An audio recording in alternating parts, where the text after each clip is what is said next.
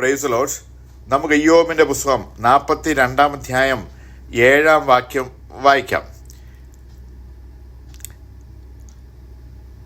നിന്റെ 2 സ്നേഹിതന്മാരോടും എനിക്ക് കോപം ജ്വലിച്ചിരിക്കുന്നു.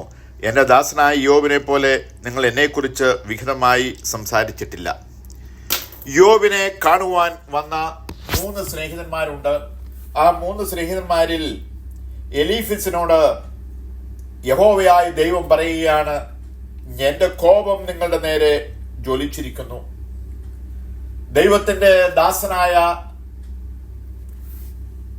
ഇയ്യോബിനെ കാണുവാൻ വന്ന ഇയ്യോബിന്റെ 3 സ്നേഹിതന്മാരോട് ദൈവത്തിന്റെ കോപം ജ്വലിച്ചിരിക്കുന്നു എന്ന് ദൈവം പറയുകയാണ്.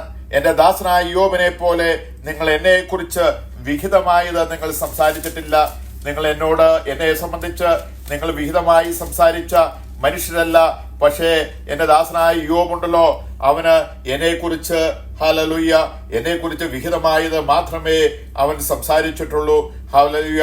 അവനെക്കുറിച്ച് യഹോവയായ ദൈവം സാക്ഷ്യം പറയാണ്. ഹല്ലേലൂയ. സാത്താനോട് ദൈവം ചോദിക്കുകയാണ്, നീ എവിടെയെന്ന് വരുന്നു എന്ന് ചോദിച്ചു സാത്താൻ യഹോവയോട്, ഞാൻ ഭൂമിയിലൂടെ ആടി സഞ്ചരിച്ചു വരുന്നു എന്ന ഉത്തരം പറഞ്ഞു. യഹോവ സാത്താനോട്, എൻ്റെ ദാസനായ ഇയ്യോബിന്റെ മേൽ ദൃഷ്ടി വെച്ചുപോ. അവനെ പോലെ നിഷ്കളങ്കനും നേരുള്ളവനും ദൈവഭക്തനും ദോഷം വിട്ടകന്നവനും ഭൂമിയിലും ആരുമില്ലല്ലോ. നിഷ്കളങ്കന്, നേരുള്ളവന്, ദോഷം വിട്ടകന്നവന് വേറെ ആരുമില്ലാത്ത ഒരു മനുഷ്യനാണ് ഇയ്യോബ്. ആ ഇയ്യോബിന്റെ മേല് സാത്താൻ ദൃഷ്ടി വെച്ചിരിക്കുന്നു. ഹല്ലേലൂയ. അവനെ ദൈവം പരീക്ഷിക്കുവാൻ വേണ്ടി സാത്താനെ ഏൽപ്പിച്ചു കൊടുക്കുകയാണ്. അങ്ങനെ ആ പരീക്ഷയിലൂടെ അവൻ ജയോത്സവനായി തിരിച്ചു വരികയാണ്. അവൻ പറയുകയാണ്, ഹല്ലേലൂയ, നഗ്നനായി ഞാൻ എൻ്റെ അമ്മയുടെ ഉദരത്തിൽ നിന്ന് പുറപ്പെട്ടു വന്നു, നഗ്നനായി തന്നെ ഞാൻ മടങ്ങിപ്പോകും. ഞാൻ ഈ ഭൂമിയിലേക്ക് വന്നത് നഗ്നനായാണ്, ഞാൻ നഗ്നനായി തന്നെ മടങ്ങിപ്പോകും. യഹോവ തന്നു, യഹോവ എടുത്തു, യഹോവയുടെ നാമം വാഴ്ത്തപ്പെടുമാറാകട്ടെ എന്ന് പറഞ്ഞു. ഇതിലൊന്നും അവൻ പാപം ചെയ്തില്ല. അങ്ങനെ ദൈവത്തെ എപ്പോഴും വാഴ്ത്തി, ദൈവത്തെ സ്തുതിച്ച്, ദൈവത്തെ പറ്റി നല്ലത് മാത്രം പറയുന്ന ഹല്ലേലൂയ ഒരു ദൈവത്തിന്റെ ദാസനാണ് ഇയ്യോബ്. ആ ഇയ്യോബ് പറയുവാണ്, തന്റെ ശരീരത്തില് പുഴുക്കൾ വ്യാപിച്ച് ഹല്ലേലൂയ ശരീരം വ്രണം കൊണ്ട് നിറഞ്ഞപ്പോൾ ഇയ്യോബ് ദൈവത്തോട് പറയുകയാണ്, ഈ ത്വക്ക് ഇങ്ങനെ നശിച്ച ശേഷം ഞാൻ ദേഹസഹിതനായി എന്റെ ദൈവത്തെ കാണും.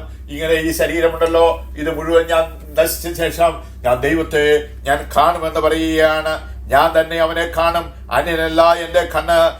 എൻ്റെ സ്വന്തം കണ്ണ് അവനെ കാണും. എൻ്റെ അന്തരംഗം എൻ്റെ ഉള്ളില് ക്ഷയിച്ചിരിക്കുന്നു. ഹല്ലേലൂയ. ഞാൻ എൻ്റെ ഈ ശരീരം മുഴുവൻ നശിച്ച ശേഷം ഞാൻ ദേഹരഹിതനായി ഹല്ലേലൂയ ഞാൻ ദൈവത്തെ കാണും. ഞാൻ എൻ്റെ ജീവിതത്തില് ഒരു തെറ്റും ഞാൻ ചെയ്തിട്ടില്ല എന്ന് യോബ് ദൈവത്തിന്റെ സന്നിധിയിൽ പറയുകയാണ്. യോബ് പറയുകയാണ്, ഹല്ലേലൂയ, ഞാനൊരു തെറ്റും ചെയ്തിട്ടില്ല. അങ്ങനെ ഒരു തെറ്റും ചെയ്യാതെ ഹല്ലേലൂയ അങ്ങനെ ഒരു തെറ്റും ചെയ്യാതെ ജീവിച്ച മനുഷ്യനായ എൻ്റെ ജീവിതത്തില് ഈ അനുഭവങ്ങൾ ഉണ്ടായപ്പോൾ യോബ് ദൈവത്തോട് പറയുകയാണ്, ദൈവമേ, ഞാനൊരു തെറ്റും ചെയ്തിട്ടില്ല. പക്ഷേ നിന്റെ ഇഷ്ടം നിന്നിൽ വേണ്ടി ഞാൻ സമർപ്പിക്കുകയാണ്. അങ്ങനെ യോബ് തന്റെ കാര്യം പറഞ്ഞപ്പോൾ ഇയ്യോബിനെ കാണുവാനായിട്ട് തന്റെ സ്നേഹിതന്മാർ വരികയാണ്. ആ സ്നേഹിതന്മാർ വന്നപ്പോൾ ഹല്ലേലൂയ അവർ പറയുകയാണ്, നീ എന്തെങ്കിലും തെറ്റു ചെയ്തിട്ടുണ്ട്, ഈ തെറ്റ് നീ ചെയ്ത പാപത്തിന്റെ പ്രതിഫലമാണ് ഹല്ലേലൂയ നിനക്ക് ഇത് സംഭവിച്ചിരിക്കുന്നത് എന്ന് അവരോട് പറയുകയാണ്. നിന്റെ ഈ സഫറിംഗ് ഉണ്ടല്ലോ, ഹല്ലേലൂയ, അത് നീ ചെയ്ത പാപത്തിന്റെ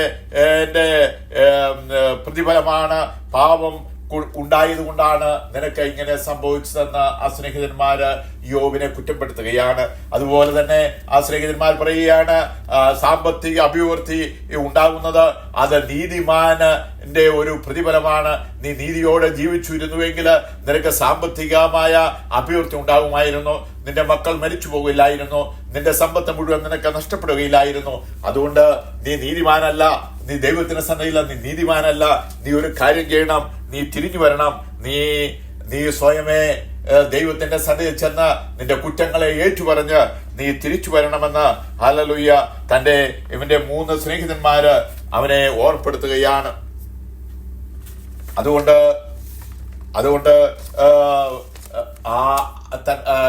യഹോവയായ ദൈവം പറയുകയാണ്, എന്റെ ദാസനായ ഇയ്യോബിനെ നിങ്ങൾ കുറ്റപ്പെടുത്തുന്നത് അത് കൊണ്ട് എന്റെ കോപം നിങ്ങളുടെ നേരെ ജ്വലിക്കുകയാണ്. ഹല്ലേലൂയ. ഇവിടെ ഈ മൂന്ന് കൂട്ടുകാര് ഹല്ലേലൂയ യോബിനെ വളരെയധികം കുറ്റപ്പെടുത്തുകയാണ്. യോബ് പറയാണ്, ഞാൻ ഉണ്ടല്ലോ കരകളഞ്ഞ സ്വർണം പോലെ ഞാൻ തിരിച്ചു വരും. ഞാൻ എന്റെ പാപങ്ങളെ മുഴുവനും ഹല്ലേലൂയ തീയില് 7 പ്രാവശ്യം എന്നെ ശുദ്ധീകരിച്ച് ഞാൻ തിരിച്ചു വരുമെന്ന് യോബ് പറയുകയാണ്. ദൈവമാണ് എന്റെ ശക്തി, എന്റെ ബലം ദൈവമാണ്. ഹല്ലേലൂയ. പക്ഷെ യോബിനെ സമാധാനിപ്പിക്കുവാനായി ഈ കൂട്ടുകാര് ആദ്യം ശ്രമിച്ചുവെങ്കിലും പെട്ടെന്ന് തന്നെ അവന് നേരെ കുറ്റം ആരോപിക്കുകയാണ്. അവരോട് പറയുകയാണ്, നീ നിന്റെ പാപങ്ങളെ ഏറ്റുപറഞ്ഞ് നീ റിപ്പന്റ് ചെയ്ത് തിരിച്ചു വരിക. ഹല്ലേലൂയ. അങ്ങനെ അവരോട് ഈ സ്നേഹിതന്മാര് സംസാരിക്കുകയാണ്. Hallelujah. Human being is pure before God. അപ്പോ ഈ ഒരു മനുഷ്യനും ദൈവത്തിന്റെ സന്നിധിയിൽ നീതിമാൻ അല്ല എന്ന് അവർ പറയുകയാണ്. ഹല്ലേലൂയ. യോബ് എന്തെങ്കിലും ദൈവത്തിന്റെ സന്നിധി സീരിയസ് ആയ ഹല്ലേലൂയ ഗൗരവമുള്ള എന്തെങ്കിലും ഒരു പാപം ചെയ്തിട്ടുണ്ട്, അതുകൊണ്ടാണ് നിന്റെ ജീവിതത്തിൽ ഇങ്ങനെയൊക്കെ സംഭവിച്ചത് എന്ന് പറയുകയാണ്. അവനെ വളരെയധികം കുറ്റപ്പെടുത്തുകയാണ്. ദൈവവചനത്തില് യോബിനെ വളരെയധികം തന്റെ ഈ സ്നേഹിതന്മാര് ആദ്യം അവരെ എടുത്തു വന്ന് സഹതാപം കാണിച്ചു എങ്കിലും അവരെ കുറ്റപ്പെടുത്തുന്നതായിട്ടാണ് നമ്മൾ അവിടെയെല്ലാം കാണുന്നത്. ഇത് കണ്ട് തന്റെ ദാസന് നേരെ വിരൽ ഓങ്ങിയപ്പോൾ ദൈവത്തിന്റെ കോപം ജ്വലിക്കുകയാണ്. എന്റെ ദാസനാണ് യോബ്. ഹല്ലേലൂയ. അവന് നേരെ നിങ്ങൾ കുറ്റം പറയുന്നത് വിഹിതമല്ല എന്ന് ദൈവം എനിക്ക് കോപം ജ്വലിച്ചിരിക്കുന്നു. എന്റെ ദാസനായ യോബിനെ പോലെ നിങ്ങൾ എന്നെ കുറിച്ച് വിഹിതമായി സംസാരിച്ചിട്ടില്ല. ആകയാൽ അതുകൊണ്ട് നിങ്ങൾ എന്റെ ദാസനെ എതിരെ നിങ്ങൾ സംസാരിച്ചല്ലോ. അതുകൊണ്ട് നിങ്ങൾ ഒരു കാര്യം ചെയ്യണം. നിങ്ങൾ വലിയ മഹാപാപമാണ് ചെയ്യുന്നത്. ദൈവദാസനെതിരെ സംസാരിക്കുവാൻ ദൈവം ആരെയും അനുവദിക്കുന്നില്ല. അതുകൊണ്ട് നിങ്ങൾ ഒരു കാര്യമാണ് ചെയ്യേണ്ടത്. എന്താണ്? നിങ്ങൾ 7 കാളയെയും 7 ആട്ടുകൊറ്റനെയും എന്റെ ദാസനായ യോബിന്റെ അടുക്കൽ കൊണ്ടുചെന്ന് നിങ്ങൾക്ക് വേണ്ടി ഹോമയാഗം കഴിപ്പീൻ. എന്റെ ദാസനായ യോബ് നിങ്ങൾക്ക് വേണ്ടി പ്രാർത്ഥിക്കും. ഹല്ലേലൂയ. ഞാൻ അവന്റെ മുഖം ആദരിച്ച് നിങ്ങളുടെ മൂഢതയ്ക്ക് തക്കവണ്ണം നിങ്ങളോട് ചെയ്യാതിരിക്കും. നിങ്ങൾ മൂഢന്മാരാണ്. നിങ്ങളുടെ മൂഢതയുണ്ടല്ലോ. ഹല്ലേലൂയ. എന്റെ ദാസനായ യോബിന് നേരെ നിങ്ങൾ കുറ്റമാരോപിച്ചു. അതുകൊണ്ട് നിങ്ങളുടെ ഈ മൂഢതയ്ക്ക് ഞാൻ പകരം ചെയ്യാതിരിക്കണമെങ്കിൽ നിങ്ങൾ ഇപ്പോഴ് യാഗം കഴിക്കണം. ഹല്ലേലൂയ. 7 കാളകളെയും 7 ആട്ടുകുട്ടിമാരെയും കൊണ്ടുവന്ന് നിങ്ങൾ യാഗം കഴിച്ച് യോബിനോട് പറയണം, എനിക്ക് വേണ്ടി പ്രാർത്ഥിക്കുവാൻ. അങ്ങനെ യോബ് പ്രാർത്ഥിക്കുമ്പോൾ ഞാൻ നിങ്ങളുടെ പാപങ്ങളെ ക്ഷമിച്ചു തരുമെന്ന് ദൈവം ഇവിടെ ഓർമ്മപ്പെടുത്തുകയാണ്. ഒരു ദൈവദാസനെ, ദൈവത്തിന്റെ വയലിൽ വേല ചെയ്യുന്ന ദൈവദാസനെ കുറ്റം പറയുവാൻ നമുക്ക് അധികാരമില്ല. അതുകൊണ്ടാണ് നമ്മൾ പഴയ നിയമത്തില് ദാവീദ് ഇസ്രായേലിന്റെ 1ാമത്തെ രാജാവായ ശൗലിനെ കൊല്ലുവാൻ ദാവീദിന് അവസരമുണ്ടായിട്ട് ദാവീദ് പറയുകയാണ്, അത് അവൻ ദൈവത്തിന്റെ അഭിഷിക്തനല്ലോ, അവനെ ഞാൻ കൊല്ലുകയില്ല, ദൈവം അവനോട് ചെയ്യട്ടെ എന്ന് പറഞ്ഞ് ആ വസ്ത്രത്തിന്റെ അറ്റം മുറിച്ച് ദാവീദ് പറയുകയാണ്, ശൗൽ രാജാവേ, എനിക്ക് നിങ്ങളെ കൊല്ലാമായിരുന്നു, പക്ഷേ നിങ്ങൾ ദൈവത്തിന്റെ അഭിഷിക്തനാണ്, അതുകൊണ്ട് ഞാനത് ചെയ്യുകയില്ല. ദൈവമാണ് ദൈവത്തിന്റെ ദാസന്മാരെ ശിക്ഷ വിധിക്കുന്നത്.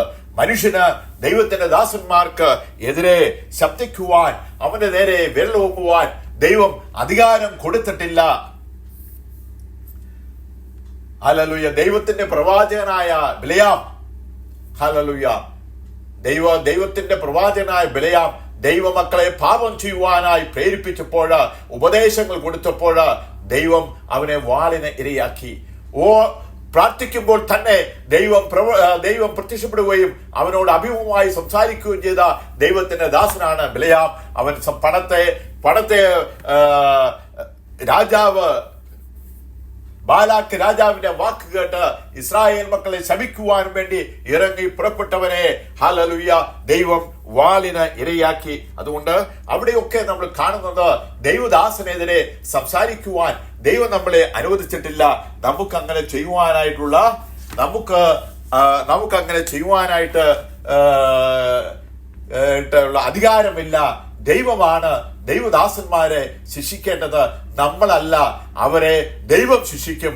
നമ്മൾ ദൈവത്തിന്റെ കരത്തിൽ ഏൽപ്പിച്ചാൽ മതി, നമ്മൾ പ്രാർത്ഥിച്ചാൽ മതി. അവർ തെറ്റു ചെയ്യുമ്പോൾ ദൈവമാണ് അവരെ ശിക്ഷിക്കേണ്ടത്, നമ്മളല്ല അവരെ ശിക്ഷിക്കേണ്ടത്. അവരുടെ ജീവിതത്തിൽ പ്രയാസങ്ങൾ വരുമ്പോൾ, ബുദ്ധിമുട്ടുകൾ വരുമ്പോൾ ഒന്നും നമുക്ക് അവരെ കുറ്റം വിധിക്കുവാൻ പ്രമാണമില്ല. യോബിന്റെ ജീവിതത്തിൽ ഈ സ്നേഹിതന്മാർ കുറ്റം വിധിച്ചപ്പോൾ ദൈവത്തിന്റെ കോപം അവിടെ മേല് ജലിക്കുകയാണ് ചെയ്തത്. കുരുവാക്യത്തിലേക്ക് വരാം. യോബിന്റെ പുസ്തകം 42 അധ്യായം 7 വാക്യം. രണ്ട് സ്നേഹിതന്മാരോട് എനിക്ക് കോപം ജ്വലിച്ചിരിക്കുന്നു. ഹല്ലേലൂയ. ദാസനായ യോബിനെ പോലെ നീ എന്നെ കുറിച്ച് വിഹിതമായി സംസാരിച്ചിട്ടില്ല. ഈ രണ്ട് സ്നേഹിതർ, ഈ 3 സ്നേഹിതന്മാരോടുണ്ടല്ലോ, ഈ 3 സ്നേഹിതന്മാരോട് എനിക്ക് കോപം ജ്വലിച്ചിരിക്കുന്നു. നീ എന്റെ ദാസനായ യോബ് എന്നെ കുറിച്ച് അവന്റെ ജീവിതത്തിൽ എപ്പോഴും നല്ലത് മാത്രമേ പറഞ്ഞിട്ടുള്ളൂ. നിങ്ങളോ എന്നെ കുറിച്ച് നല്ലത് പറഞ്ഞിട്ടില്ല. അതുകൊണ്ട് എന്റെ കോപം നിങ്ങളുടെ മേൽ ജ്വലിച്ചിരിക്കുന്നു. നിങ്ങൾക്ക് ഈ കോപത്തിൽ നിന്ന് നിങ്ങൾക്ക് മോചനം കിട്ടണമെങ്കിൽ 7 ആട്ടുകൊറ്റന്മാരെയും 7 കാളകളെയും കൊണ്ടുവന്ന് നിങ്ങൾ യാഗം കഴിച്ച് യോബിനോട് അടുത്ത് ചെന്ന് എനിക്ക് വേണ്ടി പ്രാർത്ഥിക്കുവാൻ, നിങ്ങൾക്ക് വേണ്ടി പ്രാർത്ഥിക്കുവാൻ നിങ്ങൾ അപേക്ഷിക്കുമ്പോൾ ദൈവം നിങ്ങളുടെ പാപങ്ങളെ ക്ഷമിച്ചു തരും. നിങ്ങൾ ഈ ചെയ്തത് വലിയ പാപമാണെന്ന് ദൈവം നമ്മെ ഓർപ്പെടുത്തുകയാണ്. നമ്മുടെ ജീവിതയാത്രയിൽ ദൈവദാസന്മാർക്കെതിരെ, അഭിഷിക്തന്മാർക്കെതിരെ ഒരിക്കലും വിരൽ ചൂണ്ടുവാൻ നമ്മളെ ദൈവം ഫലമേൽപ്പിച്ചിട്ടില്ല. അത് ഫലമേൽപ്പിച്ചിരിക്കുന്നത് ദൈവമാണ്. അത് ചെയ്യേണ്ടത് ദൈവം അത് ചെയ്യും. അത് ദാവീദിന്റെ ജീവിതത്തില്, യോബിന്റെ ജീവിതത്തില്, ഹല്ലേലൂയ, എല്ലാം നമുക്ക് ദൃഷ്ടാന്തമാണ്. അത് നമ്മളുടെ മനസ്സില് നമ്മൾ കുറിച്ചിരിക്കണം. ഈ വചനങ്ങളാൽ ദൈവം എല്ലാവരെയും അനുഗ്രഹിക്കട്ടെ. യേശുവിന്റെ നാമത്തിൽ